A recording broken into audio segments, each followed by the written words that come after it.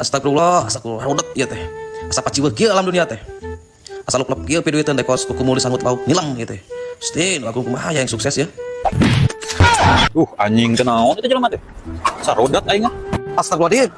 Itu tahu cirinya. Bagi nama rudet wae ga. Kudu maneh anjing rodat. Sia naon tuh tajang teh paro goin belah-belah heula naonan. Kami teh keur rudet sebenarnya teh bingung misalnya. Bingung naon? Ayo jeung aing urang ngadu kabingung malah. Pak, hari gitu mah jadinya buat kabingung kami ke boga orang sila kurang ngadu sukses. Ayo. Sila lain kumaha nya kira-kira ya suksesan supaya sukses gitu. Dipikir-pikir mah pas tadi teh tuh komo kesamut naut film gitu teh saya coba sugan boga tips sukses teh. Ngaco sama nanya ke aing lah berparudat kieu teh. Duh kenal naon nih?